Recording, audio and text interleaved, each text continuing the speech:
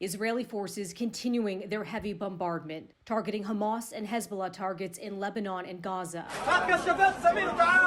Palestinian officials claim more than 4,000 people have been killed in Gaza in less than 2 weeks. Meanwhile, the situation for the millions still trapped there is growing more dire by the hour. The push to get much-needed aid into Gaza continues, but the delays in opening a critical crossing from Egypt persist. The head of the United Nations is voicing his frustration. We have seen so many trucks loaded with water, with fuel, with medicines, with food. So these trucks are not just trucks. They are a lifeline. They are the difference between life and death for so many people in Gaza.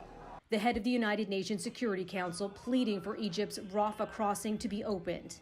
Crews continue to repair the damaged border with the goal of getting fresh supplies into Gaza for the first time in about 2 weeks. UN officials are pushing for greater access, calling the current conditions in the region a hellhole.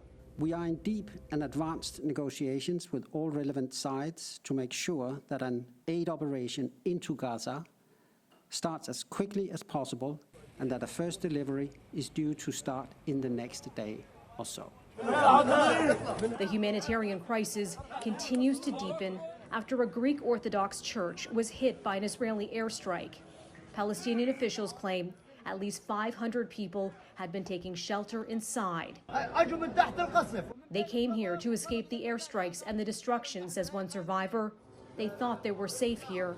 The destruction followed them. Israeli tanks continue to inch closer to the Gaza border, preparing for a potential ground assault. Roughly 200 Israeli hostages are still being held in Gaza following the deadly attacks launched by Hamas on October 7th. According to military officials, more than 20 of those hostages are children. The UN is pushing for a complete ceasefire.